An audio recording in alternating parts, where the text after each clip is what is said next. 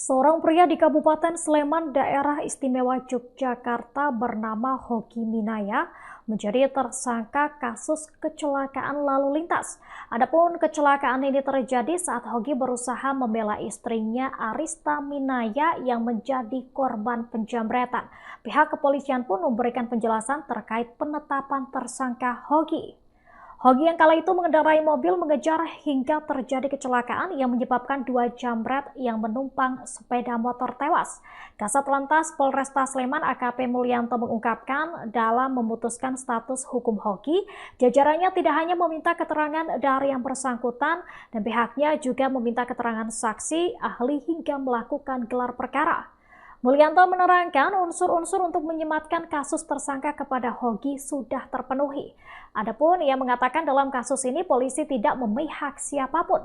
Proses yang dilakukan untuk memberikan kepastian hukum terhadap tindak pidana yang ada dalam kecelakaan lalu lintas tersebut, pihaknya juga mempertimbangkan adanya dua korban meninggal dunia.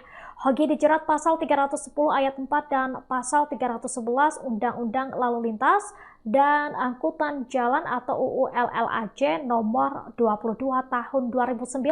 Adapun pasal 310 ayat 4 mengatur soal kelalaian yang menyebabkan orang lain meninggal dunia dengan ancaman pidana 6 tahun penjara. Sedangkan pasal 311 berkaitan dengan tindakan sengaja yang membahayakan nyawa. Kasus ini terungkap setelah Arista warga Kalasan Kabupaten Sleman curhat di media sosial mengenai nasib Hogi. Menurut keterangan Arista, kejadian bermula pada 26 April 2025 silam. Saat itu ia meminta tolong suaminya untuk mengambil jajanan pasar di daerah Berbah, Sleman. Hogi berangkat dari rumah dengan mengendarai mobil, sementara ia mengendarai sepeda motor untuk mengambil jajanan pasar di Pasar Patu. Tanpa sengaja, saat perjalanan menuju hotel, Arista dan Hogi bertemu di jembatan layang Janti. Saat itulah Arista tiba-tiba dipepet dua orang yang berboncengan sepeda motor. Mereka mengambil paksa tas yang dibawa oleh Arista. Mengetahui hal itu, Hogi langsung mengejar pelaku. Sang suami langsung memepet sepeda motor yang dikendarai dua orang tersebut. Dua orang yang berboncengan sepeda motor itu kemudian hilang kendali dan menabrak tembok hingga terpental. Keduanya meninggal dunia di lokasi kejadian.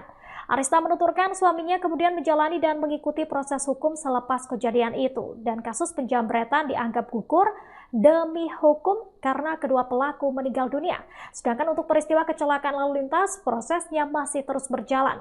Sekitar 2 hingga 3 bulan setelah kejadian, suaminya ditetapkan sebagai tersangka.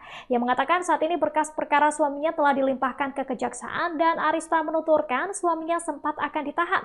Namun dirinya memohon agar suaminya tidak ditahan dan mengajukan penangguhan penahanan. Adapun suaminya kini berstatus sebagai tahanan luar dan mengenakan gelang GPS.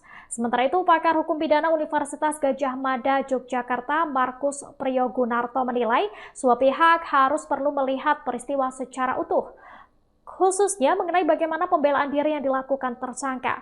Markus menyampaikan jika pembelaan diri yang dilakukan melampaui dari datangnya serangan, maka dapat dipidana, sebab pembelaan diri dinilai melampaui batas. Namun demikian, Markus Priyo menuturkan pembelaan diri yang melampaui batas itu juga bisa tidak dipidana jika dikarenakan faktor kegoncangan jiwa akibat adanya serangan.